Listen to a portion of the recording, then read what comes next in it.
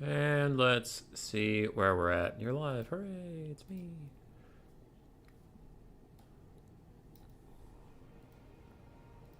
And let's see where...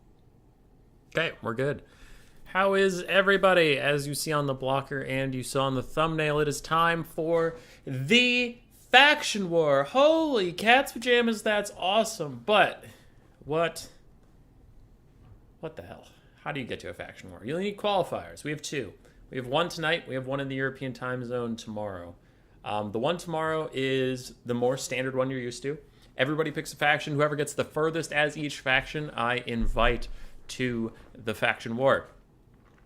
Which means, like, if two players pick Zinch and one gets to quarterfinals, the other one gets knocked out in round one, I talk to the one that was in quarterfinals, and he's our Zinch representative. Tonight, we have to fill the other 8 slots to make a 32-person bracket, so it's easily divisible by 2 all the way to the finals, and nobody gets a bye round in the official faction war, because that's just dumb. With 24 factions in the game, we need 8 mercenary factions, or duplicates, or whatever you want to call it. So the top 8 from tonight's tournament will be invited to the faction war. I'll ask that the mercenaries only pick 1 faction per, so if all 8 of them are Grand Cathay, sure, all 8 of them are going to make it to the faction war, but the guy who wins, I'll go to him and I'll be like, you want Grand Cathay? And he'll say, yeah, and I go to the guy who lost, and I'm like, what do you want? He picks that. I go to the 3rd and 4th place. I'm like, all right, these 2 are already picked. Pick something else. So each of the mercenaries can only play 1 thing. I don't see that being a problem, because in our signups tonight, which I am stalling till we get to 7:30, which we are now at, our signups tonight, we have 20 people signed up. 22 people signed up now, and there is a lot of different factions here. Bjorn is here on Demons of Chaos. Hadries pops in on Tomb Kings. Good to see, good to see. So yeah, a lot of factions being represented tonight. But tonight is all about the top 8. You got to get to those quarterfinals. Anybody who got to the quarterfinals will be invited to the faction war proper. If they don't make it tonight, then they can feel free to play tomorrow as well. I'm going to process checking results because we are at 7:30, so it's time to get going. I have told participants to wait for me so I can shuffle. We'll do our traditional shuffles, but then I do have to do some micromanaging here to make sure no one can't win on round 1. Tomb Kings, Demons of Chaos is fine. Kislev, Warriors of Chaos is fine-ish. Skaven Greenskins is fine. Dwarves Skaven is bad. Norska Greenskins is fine-ish. Ogre Kingdom's Dark Elves is fine. Slightly Dark Elf favored, but we're not dealing with slightly favored. We're dealing with unwinnable. High Elves and Empire is okay. So we need to separate this Dwarves Skaven for sure. So let's take the Skaven.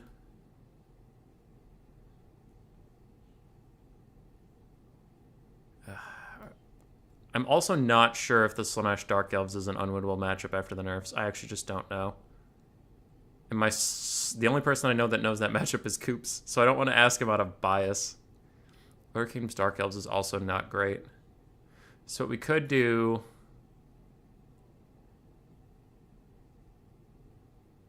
is Lizards Dwarves. Skaven's in the 2nd round, but I can swap this Cathay and the Skaven so that if the Dwarves win, they don't just have to fight Skaven right away. So we'll do that. Alright, so where are we sitting here? Empire, High Elves is even. Slanesh Dark Elves is maybe not great. Hold on.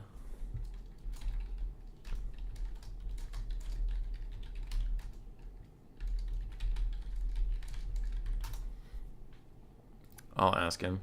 He's honest enough. I doubt he would tell me something just to get out of a disfavored matchup. He would tell me if it's unplayable. Other than that, we're looking okay. Warriors of Chaos versus Kislev might be a little suspect because the Warriors of Chaos might just get hard kited.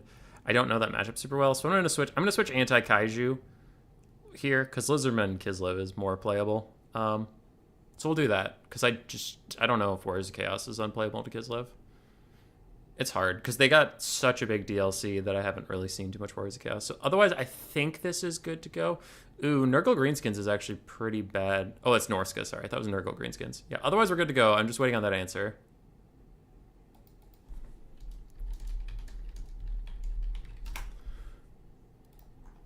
All right, start the tournament. Boom.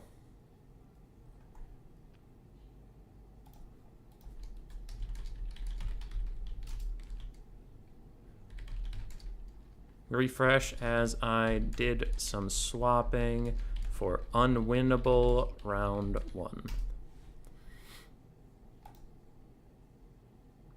All right, let's fucking do it. All right, I have to go fight Ian Zero.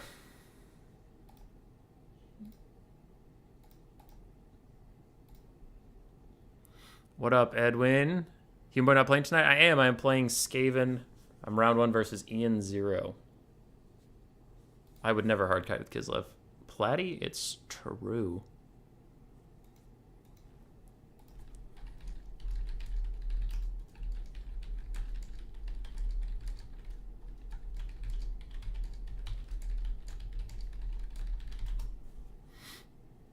Alright. I am playing Skaven.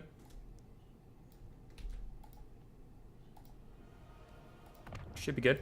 The stream for tonight will follow me until we get to the quarterfinals, or if I get knocked out, I'll follow Ian if he beats me to the quarterfinals. And then we'll cast each quarterfinal, both semifinals, and the finals. Because there's no pick and ban, right? We all know what factions we are ahead of time. It's best of 1, so this should go pretty fast. So I'm balancing between keeping people up all night. You don't want to go too long, but also having a satisfying stream. I think that's fair, is to cast all the quarterfinals, because again, there's no pick and ban, so this should be pretty fast as we go. Since the DLC, what matches changed for Beastmen? Honestly, a lot. Zongors is really the big thing. Zongors are a nice, meaty frontline they didn't used to have. So most matchups where armor is not to be expected, Zongors are real good. So probably Slanesh, Greenskins get better. Norse could probably get better. Anybody without a lot of armor piercing in the front line. I have to focus up, though. Skaven versus Greenskins.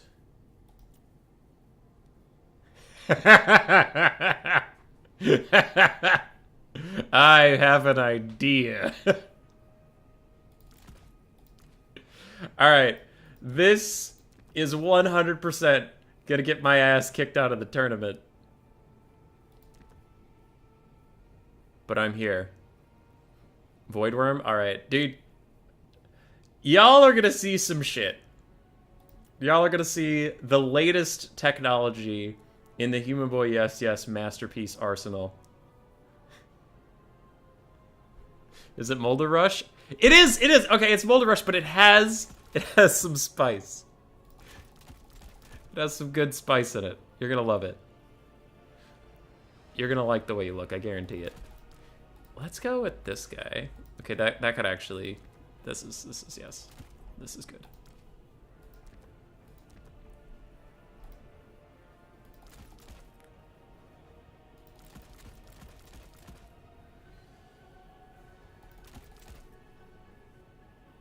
Oh, yeah.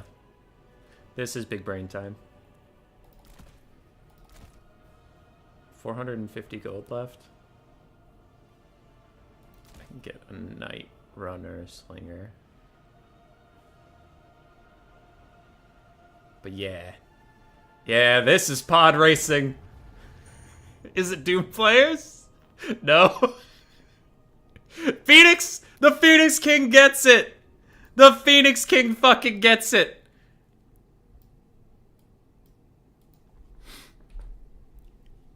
It's the Ashen Sorcerer.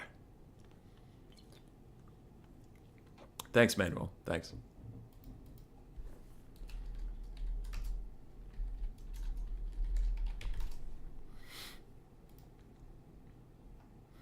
It's some new dark technology that I came out with. It's not great. It's passable. It's not great. I think a Grayseer is just better than the Ashen Sorcerer in literally every way, but I have been having some fun with this, and I'm excited to show you all. There's a video that'll be coming out in not a couple weeks, like next week, showing one of my builds with this. But here's what we do. So I have the Armor of Darkness, and if you overcast it, it's AoE. But basically, the point is to give 60 armor and missile resist to wolf rats and rat ogres. in matchups where you wouldn't expect a lot of armor piercing. So in this matchup, I'm expecting probably a lot of Spider Riders. And Spider Riders don't have armor piercing, so all of a sudden Rat Ogres are rocking 90 fucking armor, or Wolf Rats are rocking 75 armor. It can be really funny. I don't think it's that good, but it's very funny. And that's, you know, that's all I need. It is Molder Rush. Yeah. No, the fun part is the Eshin Sorcerer with the fucking Armor of Darkness. This shit's metal. It's very silly. You have to see the video that comes out with it, because that'll be the real thing. Other than that, we have some slingers for a little bit of DPS, but they're just more reliable than Poison Globes at times. And when I know they're probably going to get shut down, one slinger and one Night Runner cost as much as a single globe.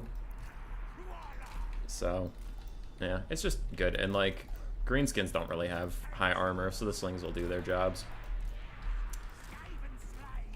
Yeah, part of this, like the Packmaster and the Warlord pairing is serious. People have seen me take that before. The Eshin Sorcerer is... There's an idea behind him, so he's not trolling, but he's definitely a little bit more for fun than serious. But I'm just really enjoying him, so I'll do that. The rest of this build, I have been getting a lot of success out of Plague Monk and Storm Vermin hybrid rushes. Ranged units have been increasingly janky, so when I talked to Sippa, we were playing some games and I was talking to him and he's just like, yeah, I've been having a lot more success without taking like any ranged units at all and just going mostly focused on melee. And I'm taking some of the spirit of that recently, and it's actually been... My win rate on Skaven has gone way up since I started doing that. Alright, we have some Boar Boys and Savage Orc Boar Boy Biggins. We have some of those Wolf Riders we were thinking of.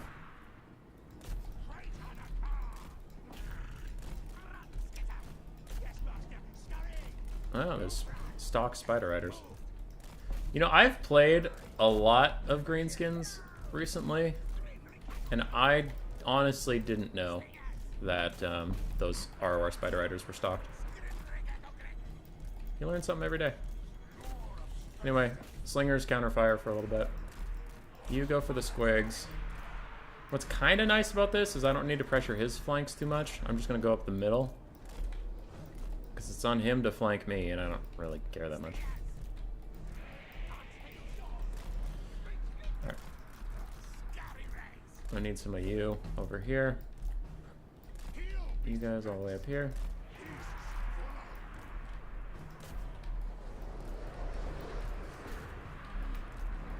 Actually, yeah, just abandon that side. Fuck that side.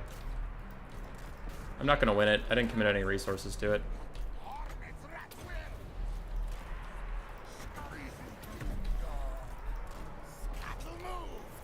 Okay, so we have slingers supporting the fight. Need you to come down here and do that stuff. I do want to route somebody quickly. Let's get these guys nice and low, so they'll maybe terror out, and then I can just chase them off. How's the rest of this fight going? Fine, as my dogs pile through that front line. I'm going to send some slaves back here to deal with those flanking units that aren't moving right now. But there, we're getting these guys to route, so now we will task our dogs with chasing all those guys. Rat Ogres come with me. Ashen Sorcerer come with me. I needed these dogs to go do other stuff. Okay, Packmaster, let the dogs go deal with that. Okay, so we've routed those guys. Time to move our forces this way. Can you, dogs, just keep after the actual target I told you to go get? Thank you. How are we doing over here? Good. Good. He forgot some of his flanking forces, which is good for me. Got some Rat Ogres back, got some Skaven Slaves back. These Slingers need to all turn. Armor of Darkness for those Rat Ogres. Also to just give the map-wide poison that comes with the Eshin Sorcerer. That's another reason to do that. Alright, so we've routed more stuff. Let's get these guys moving onwards. We can have these dogs chase the routing guys. And these Night Runners are going to turn on Squigs and Moonhowlers. You give these dogs some buffs so they don't rout. These dogs can chase Savage Orc Arboys. Plague Monks are chasing something that's already shattered. I do have Rat Ogres here to help me out a little bit. Okay, what are these? Orc Boys? Those are actually worth chasing with dogs, so we'll chase them for a little bit. Don't have another Armor of Darkness up just yet. Moonhowler's taking a bunch of damage, but we also have Squigs closing in on us. And our dogs are going to try and catch the Death Creepers. It's not a great fight for us, but it's something. Sometimes just the fight you have to take. Actually, these dogs are going to go over here and help with the Death Creepers. Rat Ogres come down here. We have ourselves a blob fight, ladies and gentlemen. Almost have an AoE Armor of Darkness. How's your blob fight when my fucking Lord has 120 armor and my Rat Ogres have 90? What will you do? Nothing! You will do nothing and you will die for it. Alright, we routed all these guys. Keep chasing them down. Dogs. Those slingers might just be fucked. Yeah, fuck them. They can go to hell.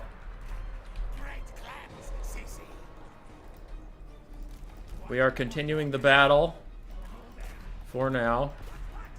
Dogs can come here and chase the Rusty R's. These dogs can come here and chase those Boar Boys. These dogs can come here and chase the Moonhowlers.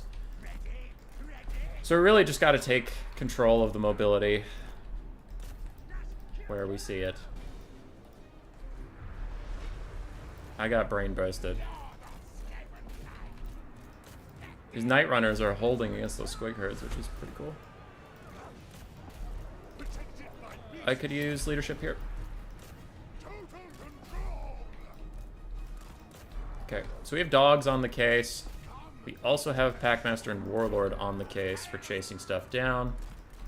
Eshin Sorcerer and my Rat Ogres are gonna go for a bit of a journey. I will Armor of Darkness these little guys, just to make them a little tankier against Wurzels.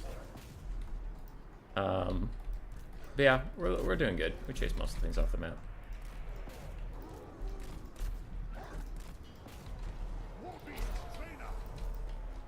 Yeah. We got it. GG. Who are the top factions nowadays? Tzeentch, Grand Cathay, Dark Elves, Ogres, Brett. Probably be my quick picks. The Packmaster and Warlords are just around.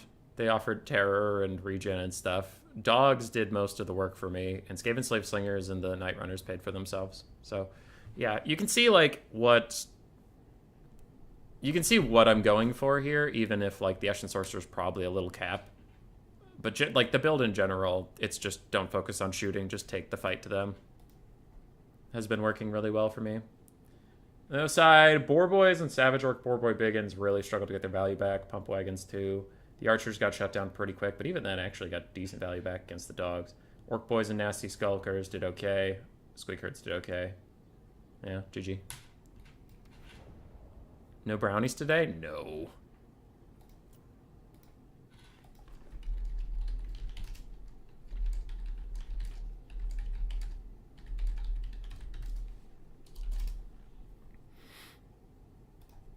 Okay.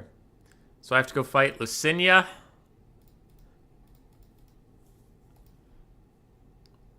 Which I will do.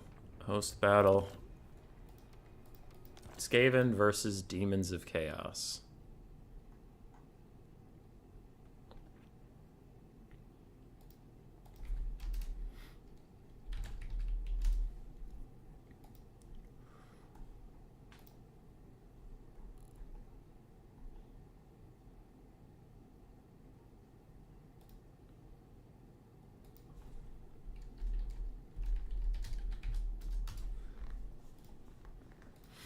GG's, thanks. Yeah, no brownies, nothing today. My chat is bugged. 1 second, let me come back. Eat another brownie. No. No!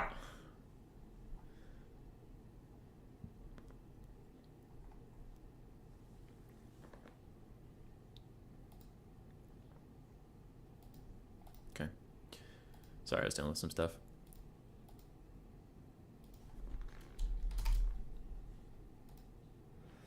Alrighty, blocker up. I just saw somebody donated. Strat Game, $10. Thanks for organizing hubs. Any time for you, Strat Game. Any time for you. What do you think about the new Lord's form? My limited experience Yumbo is meh. Ostenkia can go to hell. Yumbo is very meh. Ostenkia is actually pretty darn good. She's actually pretty darn good. That's what I have to say about that. Now I need to think.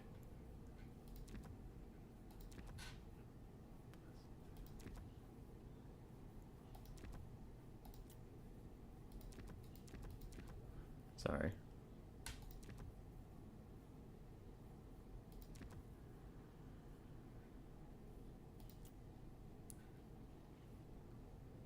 Watching the stream but not playing yet. Segos doesn't really care for us mortals that much. TBH.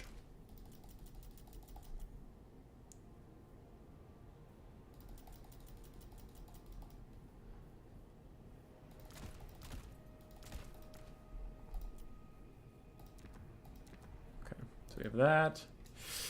To fight the demons of chaos, huh?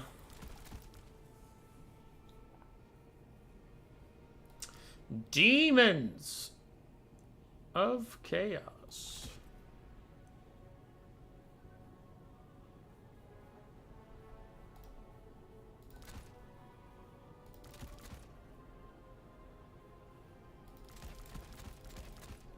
He single-handedly makes the matchup difficult for high elves. None of the other units matter. Yeah, Stanky is tough.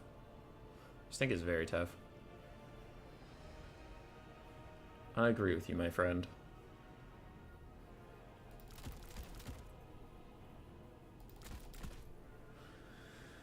What do we think of this? What do we think of this?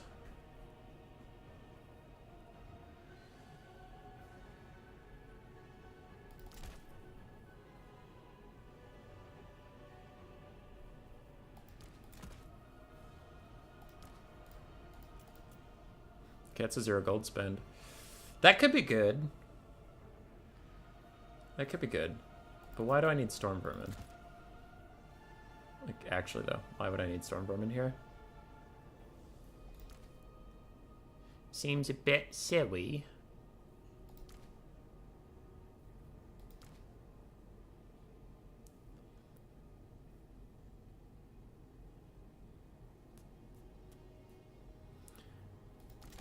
Let's just beef up that front line a little bit with all this extra money.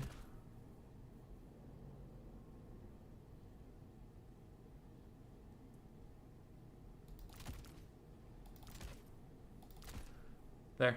How about that?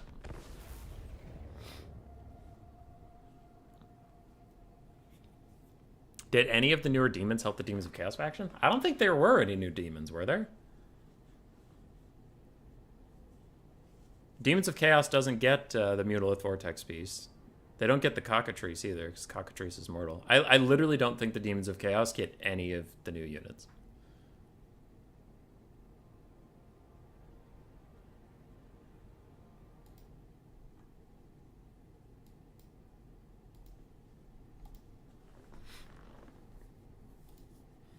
Because all that shit's mortal.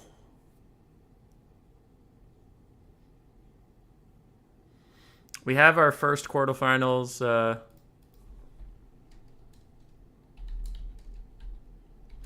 We have our first quarterfinals qualifier. Again, if you reach the quarterfinals, you are in the faction war as one of the 8 mercenary slots. We have Platypus from Kislev. He and Anti-Kaiju did get a bye round, so you only have to win 1 to get into the quarterfinals, but sometimes it's the luck of the draw. The other bye round, JMG versus Imtiaz, is still ongoing. We'll see who makes it there. Saber's Regnum has prevailed to move up, so quarterfinal other slots will be getting filled in as we go along here.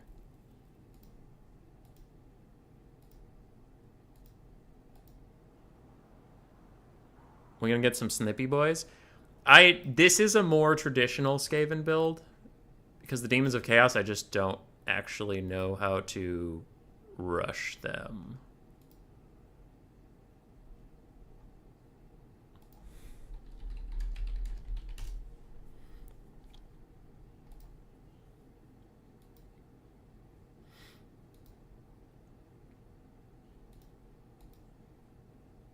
You get a buy. Yay. To fight Hadries or Bjorn? Damn, son.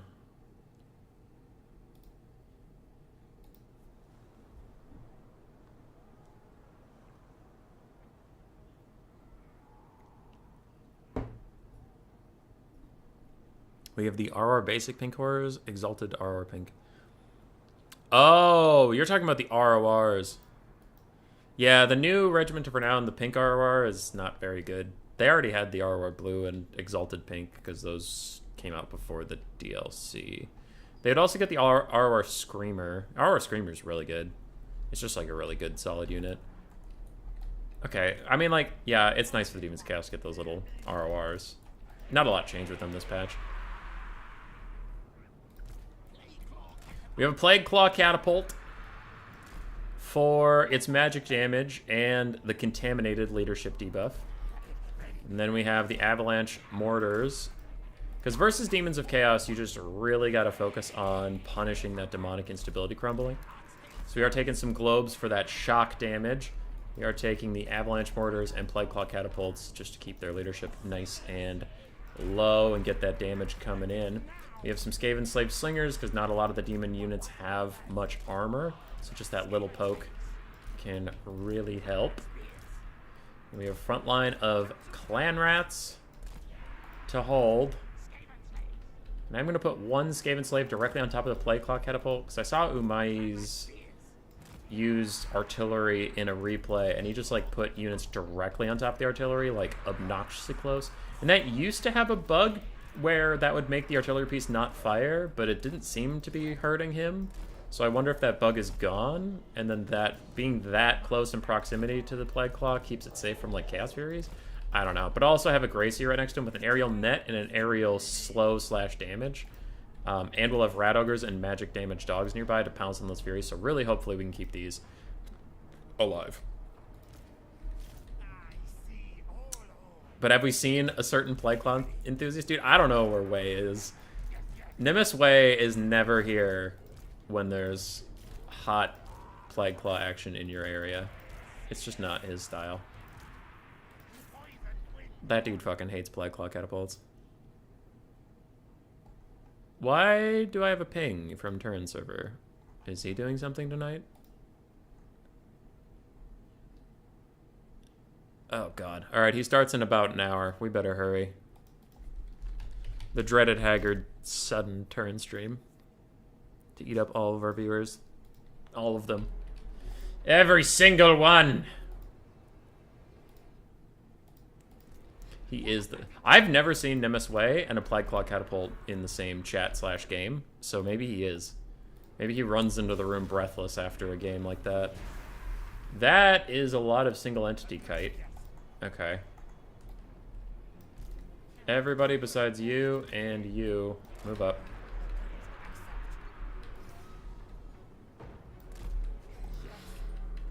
Wish I had Giselles.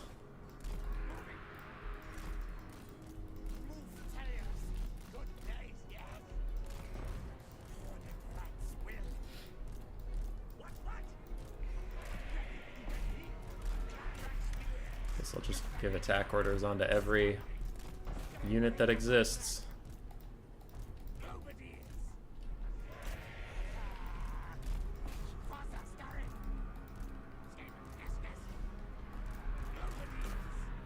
I mean, at this point, we are just going for a gentle little walk.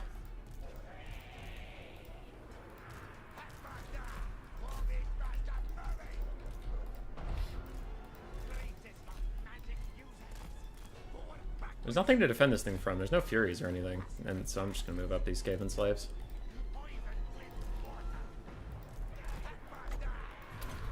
Okay, I'll go into range so I can get them their buff. For now, I'll ring the bell to make sure that they stay on board. Okay, if we just get into range of globes on the single entities, I mean, like, globes do okay versus single entities. That guy is Fate of Duna. That's honestly funny. Alright, my dogs plus my Rat Ogre buffed up with the power of the Packmaster did kill those hounds pretty quickly. Grayseer is going to go into melee with the fucking blood shrine thing.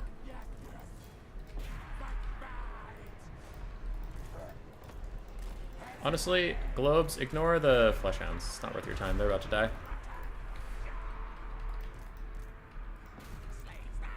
This is a wild fucking build, you guys.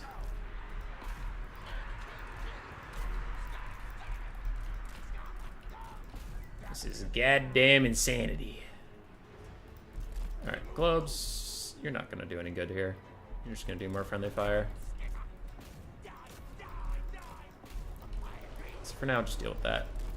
These guys, I'm gonna push forward. Soul Grinder of Nurgle, who cares? Let it do its thing. I'm over it.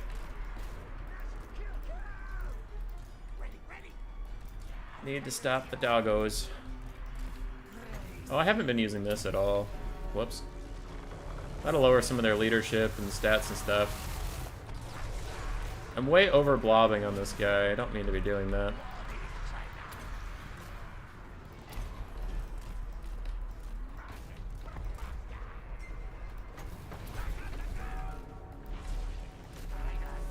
I'm mostly doing that for the leadership debuff on all units that exist.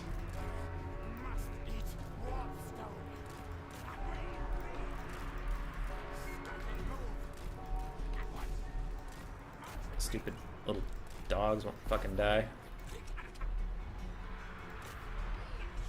If I can tag them with one shot of the, if I can tag those dogs with one shot of the Plague Claw Catapult, the Contaminate will take care of the rest.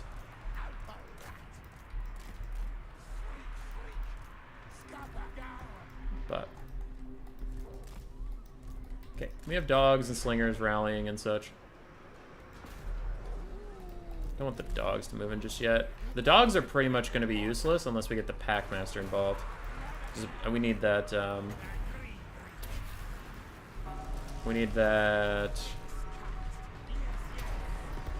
ITP for them to be very helpful at all.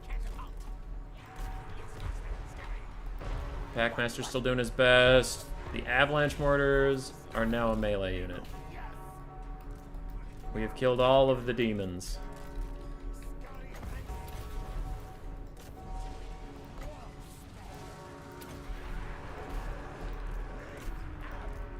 Whoops, accidentally just went in there without any support, but whatever.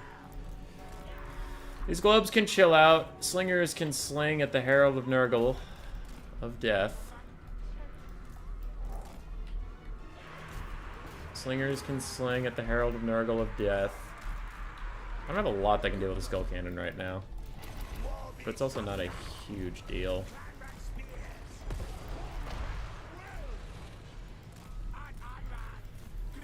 Okay, I'm gonna have these globes throw at that guy while the only people in the way are the Avalanche Mortar team that I don't care about anymore. Plague Claw Catapult doing its damnedest versus the Skull Cannon.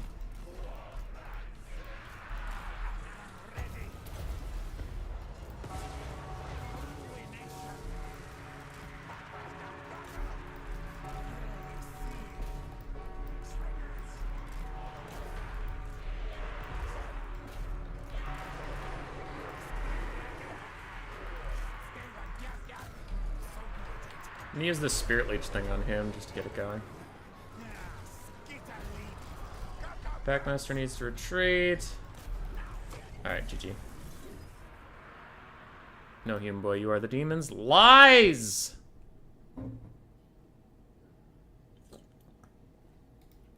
Rocket. I wish that were true. Alright, we did not have a lot for our anti-infantry stuff to do, but their single entities got slingered. That's fun.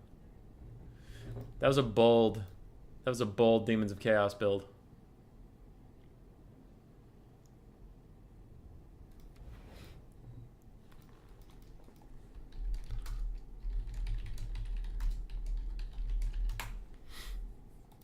All right, so we're in.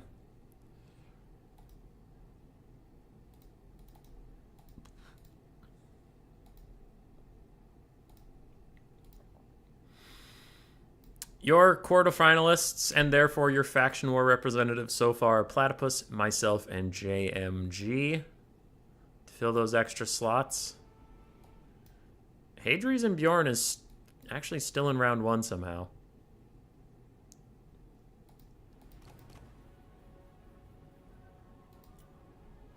Alright. 1 second. Frog!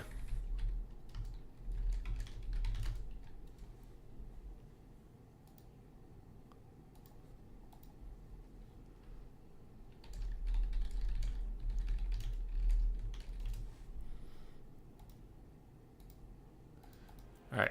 We don't have any quarterfinals ready just yet, but I did catch Rainy Frog in a game. So let's just hop in here and get the blocker up before we finish loading. Father Ramsey is on Skaven versus the Dark Elves.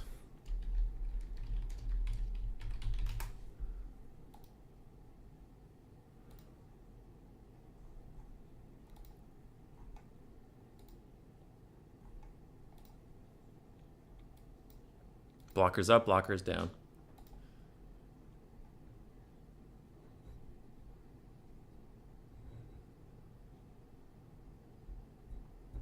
Yeah, Manuel does have a cool name. It's a great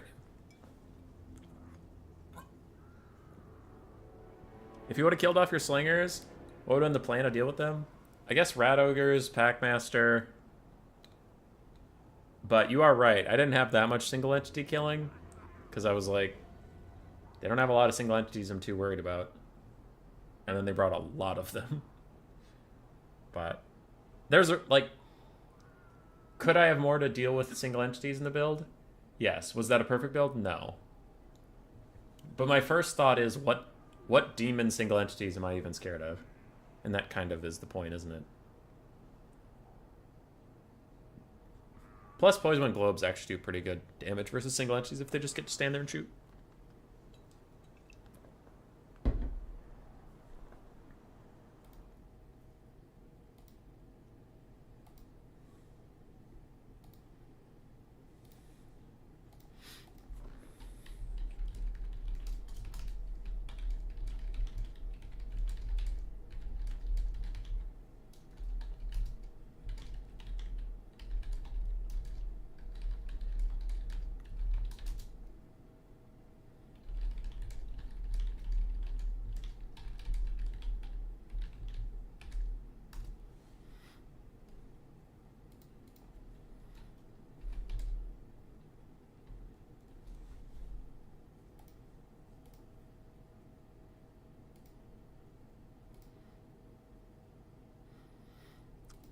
As long as you didn't notice that the white lines at the...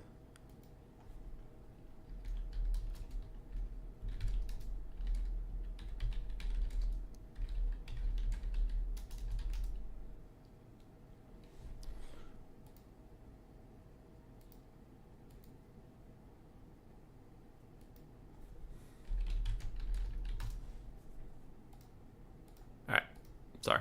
My opponent is ready for me in the quarterfinal, so I was just talking to him. There are hard syllables and can't roll in the flow notes once you enter the room. Yeah. But no, Itatsuke, yeah. That, like, as soon as I saw all the single entities, I was a little worried. Where I didn't expect to see 4 of those, oh fuck. But it worked out, I guess.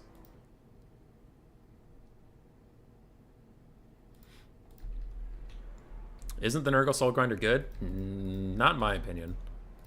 No, it misses too much for my liking. Zinch Soul Grinder is pretty good. All right, we got a game, though. We got a game in front of ourselves. One of these two will be making it to the Faction War top 8. One of these guys will be going home with another attempt at it tomorrow, if they sign up for that. For the Skaven of Father Ramses, we do have 2 Wolf Rats with poison in the trees, a Death Runner in the far flanks, Icket Claw on his Doom Wheel with Crack's Call, Warp Lightning, and Howling Warp Gale for his spells. We have 3 Rat Ogres, Icket Zap Zap, 2 Rattling Guns teams, one of which is the Teeth Breakers, a front line of Clan Rats with some Skaven Slaves to back them up. For the Dark Elves, we have 2 Manticores, Malekith up on his dragon with Soul Stealer, Dark Riders, Cold One Knights, a front line of Bleak Swords and Dread Spears, Sisters of Slaughter in the background with Witch Elves, and more Dark Riders with the Crows of Cain. This, you know how I often say on stream, there are builds that feel like they left 3,000 gold unspent, and I just can't figure out where the money went? This Dark Elf build is the exact opposite. I don't know where the fuck they got all the money for this. Like, Sisters of Slaughter are expensive, Malekith's 3,000 gold, Manticores together are 1,600. Like, it feels like, alright, they should be running out of money. Okay, they should be running out of money, and they didn't. Okay, cool. Rattling Guns teeing off onto some Dread Spears just for some free damage while they wait for their real targets to come into range. Probably Malekith, but also any cavalry is honestly a pretty good shot. It could Zap Zap, most likely wants to be pressuring Malekith, though maybe Father Ramsey is just counting on his opponent to dodge whenever that Warp Lightning Cannon is focused on him. Warp Lightning Cannon and the Rattling Guns doing a lot of damage to these little Dark Riders. There's no Poisonman Globes to effectively kill off that front line in melee, so it'll be up to the Clan Rats to do it. Manticore is flying in. Let's see how quickly the Molder monsters can respond to this new threat. Naked Zap Zap is onto Malekith at last. The Teeth Breakers, I don't know what they're firing at. It looks like they don't have orders right now, so they're just firing at anything. As a nasty Cracks Call is going to kill like 3 units. Oh, it's so juicy! That was such a good Cracks Call. Oh, so much damage value as Father Ramsey is up 2,500 to Rainy Frog's 400. Rattling Guns are going to try to defend other Rattling Guns as they shoot entirely over the Manticore! Rattling Guns, why are you so trash?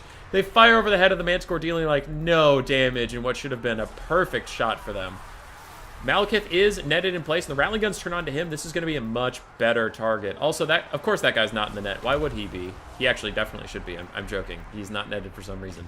But Malekith's a better target. They'll hit him a little bit more. The Molder monsters are killing off the Manticores. But here comes the Dark Elf Cavalry, and those Crows of Cain also need to get into the fight. So some forgotten units really hurting the Dark Elf advance here. Malekith is taking so much damage, and the front line of the Dark Elves is entirely in shambles.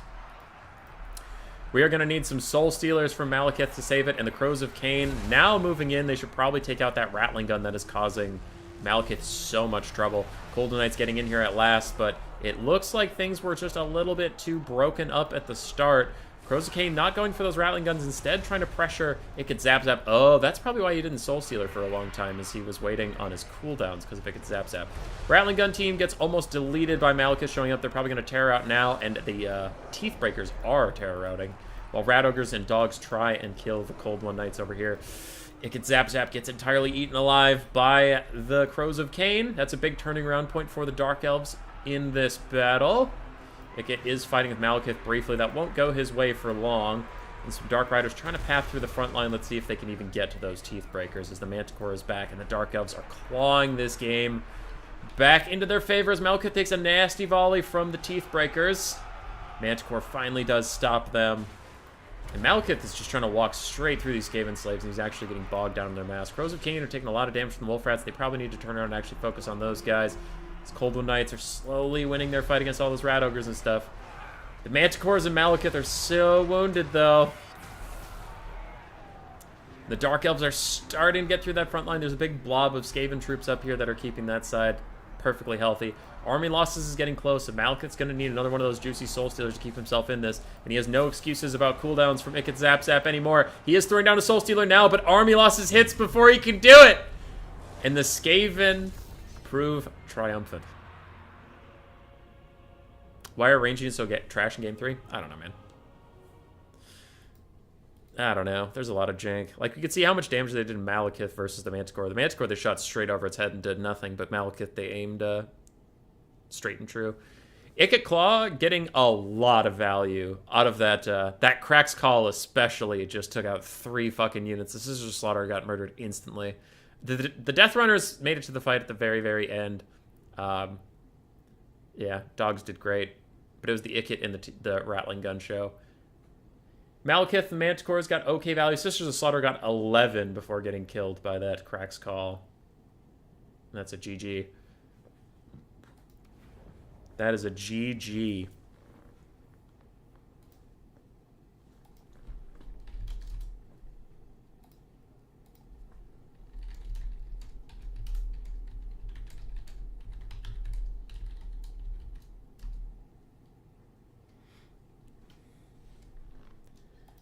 Alright, I gotta go find my opponent.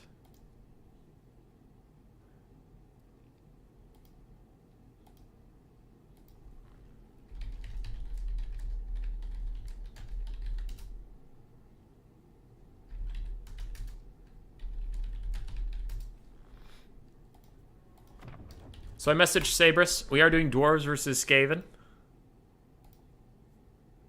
For anybody who cares about the bracket right now, here's where we're at. Platypus is still waiting for an opponent. Bjorn did advance to fight Dr. Nerd.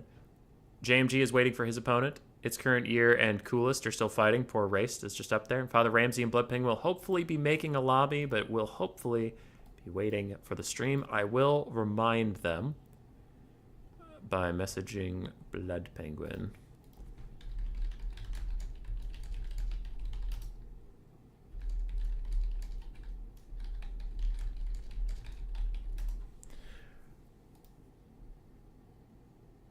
Sadness and sorrow in the world. I agree, Rainy Frog. I agree. All right, we have Skaven versus Dwarves. I did talk to Sabrus, and I asked if we were sweating or if we were memeing and having some fun. And he said he's going to play to win. Well, actually, he said he could go either way, and then I agreed that we should play to win. Because I have gotten mad at Sabrus in the past when I was in a good mood and he was in a sweat mood, and I didn't feel like sweating. So I thought it would just be smart to clear it up ahead of time. So let's do some Skaven Dwarves, huh?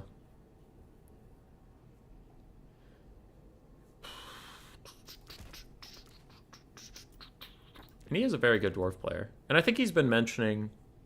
Well, I don't think. I know he's been mentioning some stuff to me recently where he's like... I have some new dark technology versus Skaven, so we should play. And then I say no, because I'm either busy or when I'm not busy, I don't want to play Total War.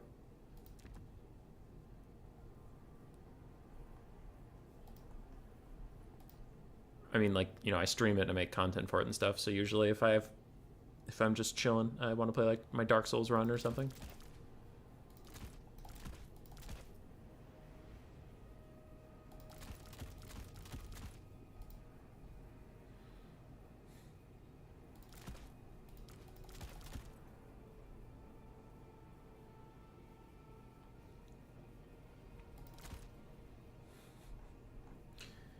So what I am bringing is going to be a 100% serious. I am trying to beat Dwarves as effectively as possible build. If it does not work out, then there is no excuse of memery or bullshit. It just is what it is. Okay, got those, got those.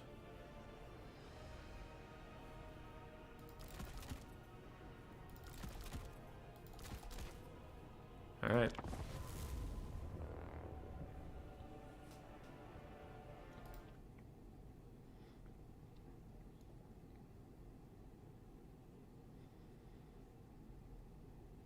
How's this qualification? Oh, okay. How does this qualification work? So you see the graphic up in front of you? You see how there's 8 question mark boxes that are circled in red? This qualifier is to figure out who's in those 8 question mark boxes, because if you have one of every faction, you have 24 people. But how that works out in a bracket means 8, 16. So 8 people get a bye round, and then you would have 16 games in round 1 or whatever. And that just sucks, because, like, why would you have a bye round? So to get it to a nice even bracket where everyone plays in the first round, you have to go all the way up to 32. With 24 factions, 32 spots, I need 8 people to duplicate factions. So you usually have the tournaments in each time zone so people can be happy. And the EU time zone, since that's the most popular one, I usually do the traditional faction war qualifier, where it's like you pick the faction you want, and whoever gets the furthest as quote-unquote Nurgle, or whoever gets the furthest as Slaanesh gets invited. And for these last 8 slots, it's like, okay, well, I'll host another one. It's the same style of tournament, but then it's just whoever gets the top 8 get those slots, because that's how you fill out the bracket of 32.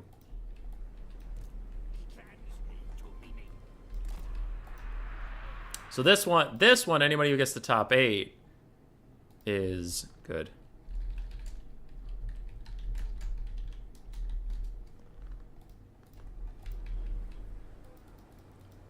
All right, enemy troop count is very small. But we need Giselles to counterfire against artillery or to shoot at gyrocopters. So that is why we have these guys. Then we have globes and slingers. Slingers to poke at slayers. Globes to clear out armored infantry. And dwarves don't have access to large single entities or Fate of Buna to really completely fuck over our weapons teams. So that's what that's about. Death Runners are just a really good, really solid anti-dwarf infantry unit, which for now I will place behind me in case of Rangers, Vanguard, or Miners of Blasting Charges, Vanguard, or some Vanguard shenanigans. Then a front line of basic Skaven slaves to basically get cut down by Miners of Blasting Charges instantaneously. I do have a Doom Wheel. It is the Wheels of Doom. I played this once for fun with Lamb Sauce King. We did a fun little thematic matchup that I'll be streaming next week for reasons. But actually that thing did so surprisingly well in my meme matchup. Not a complete meme, but like my having some fun matchup, that I think I'm going to give it a chance on the real stage, because it did a lot of damage to the Dwarven units it was in, and they didn't really have a great way of stopping it. So, I mean, it's interesting. I'll give it a shot. If I lose, then I lose. But this is a try-hard build. My Grey Seer is on foot. I just wanted him cheap. I needed the net, Howling Warp Gale for gyrocopters, and I didn't want to put him on his bell, because if they have cannons on his bell, he is just completely fucked. He's fodder. Fodder to the slaughter. Alright. Let's move up with everybody. He has a whole bunch of gyros and cannons, which is difficult to deal with.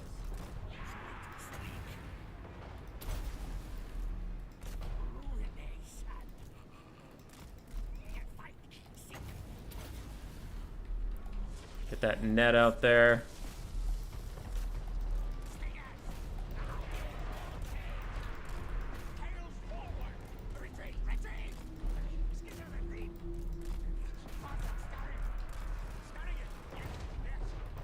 Alright, Giselles trying to deal with that gyrocopter that's sitting right in front of them. There we go. I got rid of it. This Giselle, honestly, move out of the flame cannons range. Yeah, my Giselles will just have to be used later. We are crowding in for now. Slingers have gotten in range. We routed those miners. Globes move up. Globes are going to help me take out some of these flame cannons. What are these, Death Runners? They can kill miners super easily. Alright. So, my Giselles need to kill off that gyrocopter that's fucking around back here.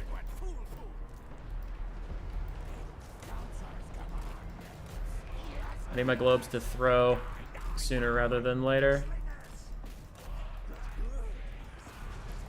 They'll do okay damage to these guys who are all clumped up. Those Iron Drakes? Holy fuck, those are Iron Drakes. Okay, let's go shut them down. Death Runner's killing those miners.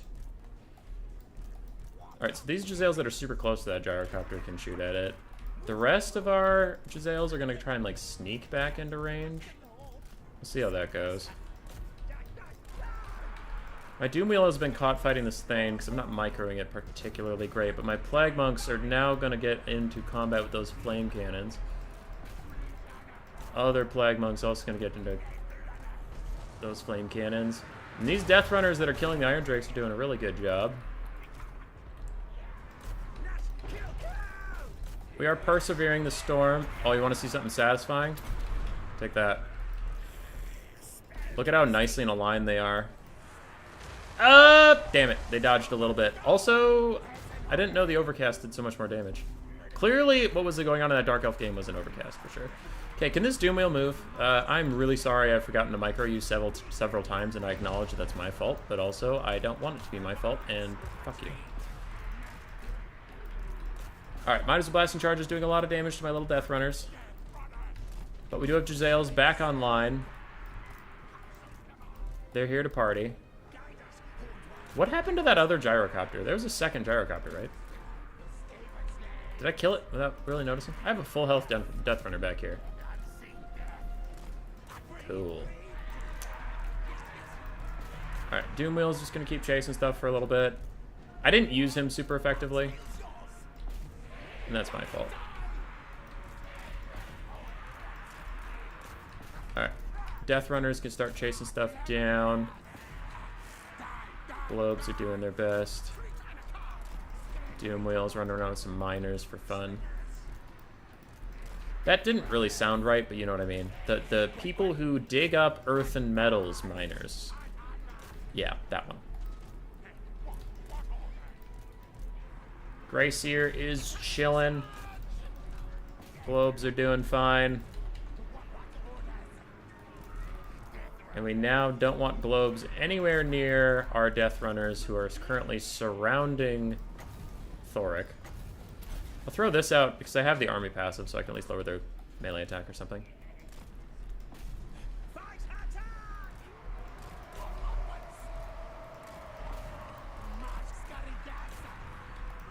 Alright, but yeah, we're just routing people off, trying not to damage our own troops. The classic.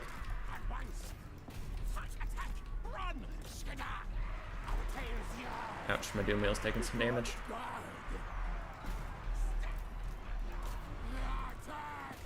Go, my little Death Runners!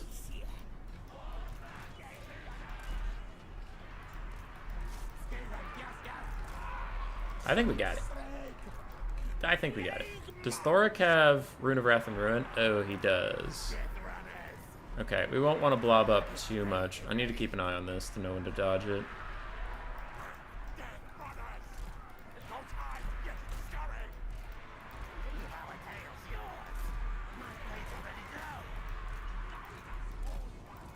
I just don't want too many people blobbed up on the same guy.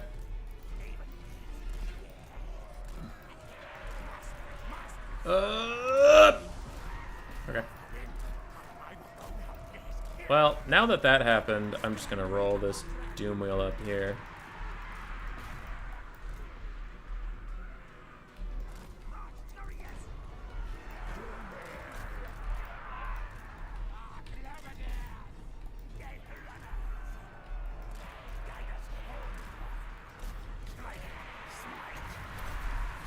Again, I just want that debuff, the melee debuff. Alright, that guy's routing, so the bros can handle it. We have 3 Giselles ready to dance. If these guys do manage to route every melee unit around them.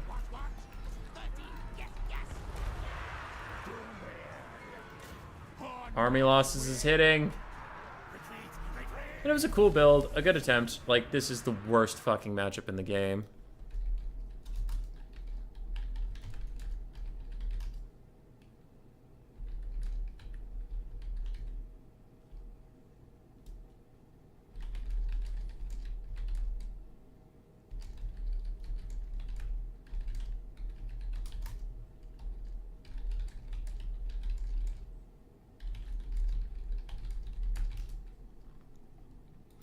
Anyway, Doomwheel, I didn't use it very well, but you could kind of see the point. If he had, like, more infantry or something, I could be disrupting them, and it's, like, nothing he had could really stop it from going where it wanted to go. But I microed it really poorly, so I actually think it did fine, considering how often I just forgot it and left it in miners, which is the exact wrong thing to do.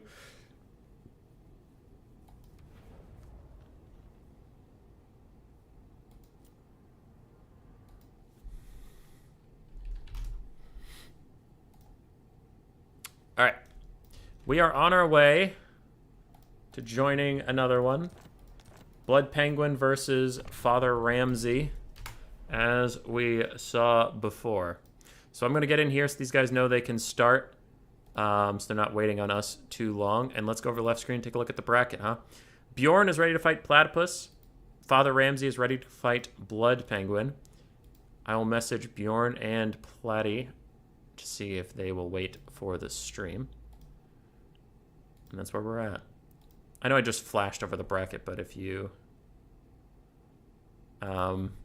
need it.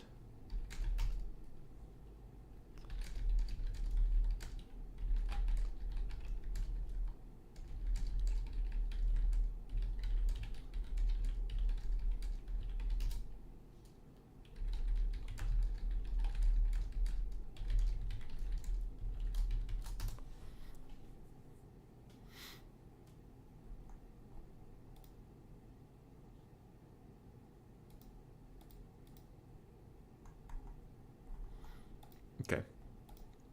I messaged Bjorn. Hopefully he sees it. I'll message Platty too. If they've already started, it's not a huge deal. It just would be nice. If you haven't started, wait for stream, please. We will be there soon.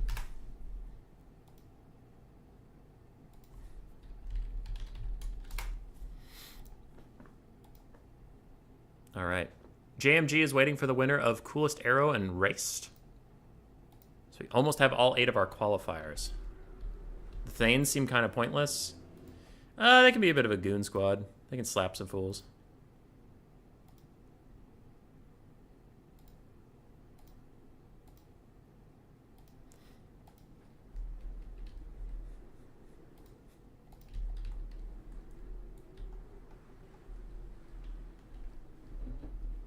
Where did the dwarf frontline go? It didn't exist.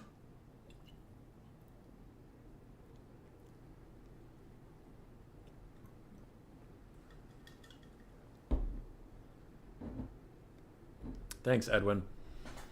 I think a lot of the Skaven roster is actually pretty good. And people hear me bitch about Skaven a lot. 2 things. 1, my playstyle for Skaven has not been working very well recently. And I was talking to Sippa about how to make it better, and I'm going much more melee focused now, where I still have some ranged units, but like the win condition is my melee rather than the win condition being my ranged. And that has just felt a lot better because you don't have to deal with all the ranged unit jank. Like if my 200 gold slingers fuck off and have some ranged unit disaster, it's not a big deal. But when my builds were like 5 Poisonwind Globes, if the globes decide just not to throw, then I am completely fucked. So the melee unit stuff has been really good. Also, I still don't think Skaven are like A or S tier right now. I think they're C tier, but I don't want a lot of their units buffed. There's a couple I could go into, right? But that would be a whole rant. But on the whole, I think healing needs to be nerfed, and if healing gets nerfed for other factions, Skaven will be already plenty powerful, so they don't really need the buffs. Because, like, I think it's way healthier for the game if we nerf healing and take away the healing monster meta. And that'll be so much healthier for so many factions that I think that's a better angle to go than to buff every single faction that doesn't use healing. And it's like, okay, I mean, one of these is a lot less work.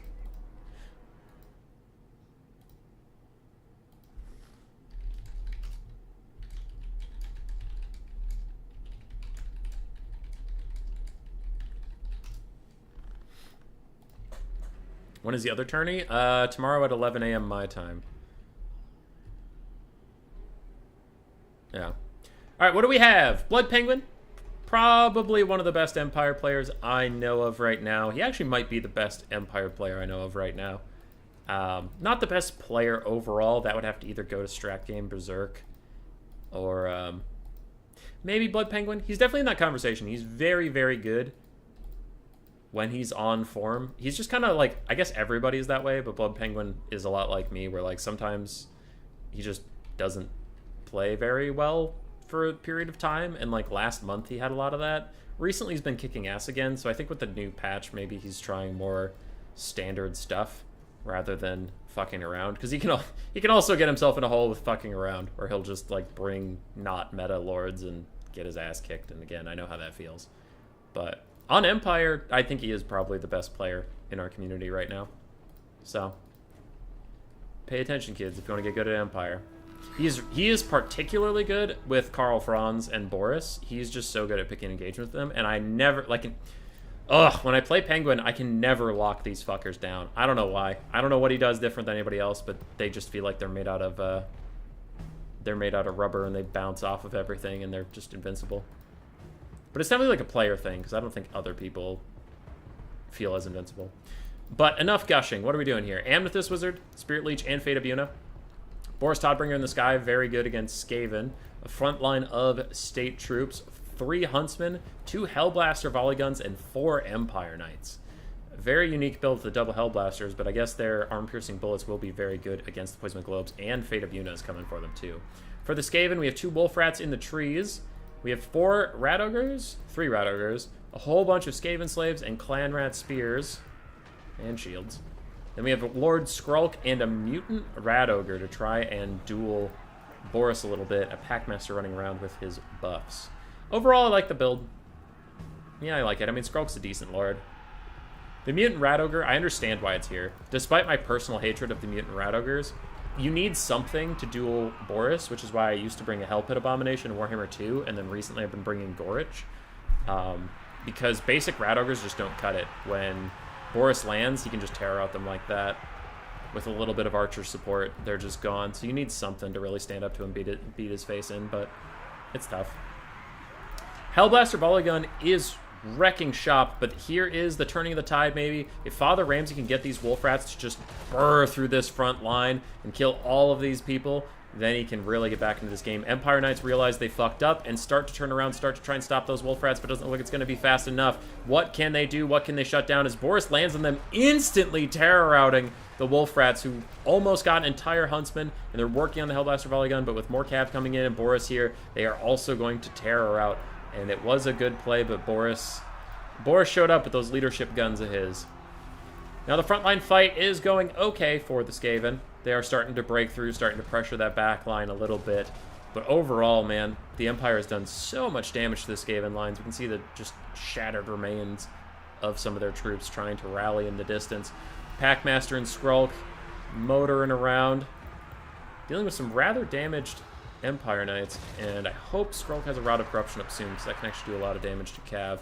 Clan Rats are caught up on Empire Spearmen. Neither of those is really going anywhere as our Wolf Rats rally from their earlier spook. But I am concerned. I am concerned that the starting damage was just too much. This Packmaster is about to rout as Boris slams into him, smushing in between himself and the Amethyst Wizard. There goes his leadership, and he is about to rout. The Mutant Rat Ogre's moving in, though, and Boris is taking big damage as another Liber Bubonicus is onto him. That Mutant Rat Ogre's trying to push through these Empire Cavalry, trying to get to Boris, but Boris does slink away and just manage to survive.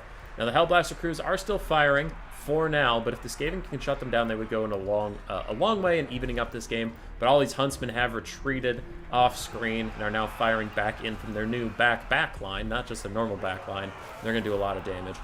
Big damage onto the Hellblaster Volley Gun crew, taking it out. But I mean, while this is happening, the Huntsmen are getting great shots onto the Packmaster and the Mutant Rat Ogres and stuff like that. Dogs are back. Dogs charge in. They take a ton of damage from the Empire Knights, and they're going to rout off immediately once again. The Skaven are getting a second wind. They are coming in hot, and the Empire doesn't have a lot to stop them from doing what it wants. Nice Wither from Skrulk actually makes the Empire Knights, 80 armor. Okay, still have a lot of armor. They'll be fine. Packmaster's back in. Mutant Rat Ogre is also back in. Can he get that jump animation to clear a bunch of the distance, or will he just waddle slightly? He waddled slightly. He did that one. Packmaster's still trying to keep Boris on the ground, but without his Mutant Rat Ogre buddy, that's actually probably going to go very poorly for him, I imagine. Our friend here is about to turn around, kick his ass. Huntsman still firing, still getting good damage. Packmaster's heal cap is within sight, so is Boris's. And there's still a Hellblaster Volley Gun online, trying to fire at Skrulk, which it can't see Skrulk, not at all. But it could try to shoot the Packmaster or the Mutant Rat Ogre, maybe. It's probably still going to be obstructed, though, just looking at what's going on. Skaven attempt one last desperate stand as a Rod of Corruption goes out from Skrulk. Will do a lot of good damage to all these guys around it, but it looks like Penguin is evacuating the area and will mostly dodge that Rod of Corruption. Another Spirit Leech onto the Packmaster. Mutant Rat Ogre at half HP is thinking about heading for the hills, and I can't say that I blame him. Look at everybody else routing, and the three Skaven single entities stand pretty much alone, as I'm sure Boris is about to give them a slapdown. Now, speaking of slapdown, Mutant Rat Ogre is about to earn his peg. It's a big shot onto Boris right when he gets in there. Packmaster's trying to join up. Blessed with Filth gives him poison. I mean, I think the Brood Horror already had poison, but gives the Mutant Rat Ogre some poison. It's just not enough. It was a good game. Love to see the Mutant Rat Ogre. And Father Ramsey, if you're bummed about losing, you lost to one of the best players in the community, and you did make it into the faction war, my friend. So do not fret. I won't focus too much on the values, as we do have to keep moving. The Mutant Rat Ogre did not get a lot. Skrulk got plenty. The rest of the Skaven did okay. Scrolling through here, Platypus and Bjorn are waiting for me, so I'm going to hurry up and motor on out of here, but the Huntsmen and the Hellblasters did fantastically. All right, what do we got? Platypus sent me a code. Perfect. let's hop right in. So we have Platypus versus Bjorn Nordlander. If you haven't heard of the Wild Platy on this channel, I don't know where you've been. We have done some co-streams of Total War. We've done some co-streams of League of Legends together. He's a good guy. He's a YouTuber. Just search The Wild Platy, and you will find him. Does a bunch of domination content. He streams some land battle tournaments sometimes, but I'd say like 70 to 80% of his content is domination focused. So if you're into both game modes, give him a shout out.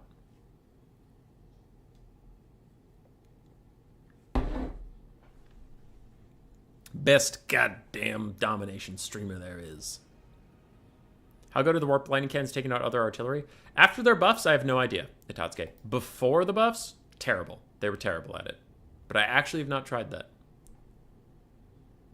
It's like 7 hours before this. It would be 8 hours before this one started. Hey, hot fire potato.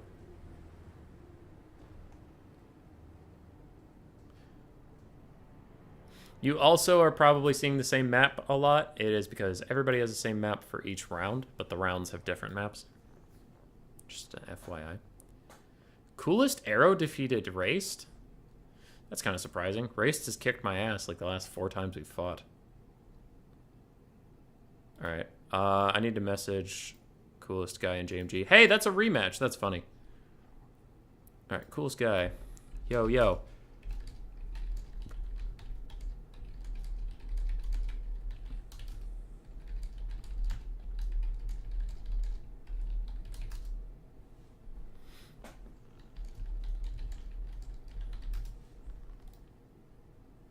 All right, while these two set up, I will very quickly hop over because I do have a big announcement to make. We have our 8 Faction War mercenaries ready to go. Bjorn Nordlander, Platypus, Human Boy Yes Yes, Saber's Regnum, Coolest Arrow, JMG, Father Ramsey, and Blood Penguin on the Empire.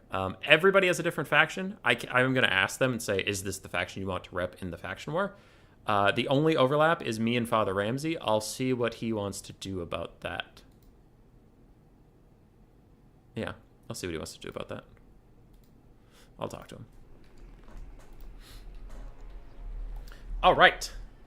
For the Wild Platy and Bjorn, this is entirely for honor. There is no there's no special prize about going further at this point. It's just for honor. We have an Ice Guard with swords, 5 Kossars with spears, a front line of 5 armored Kossars, Boris Ursus on his bear, a Patriarch with his healing, and Ulrika, Melkoth's enfeebling foe, and Skjaldir's fall.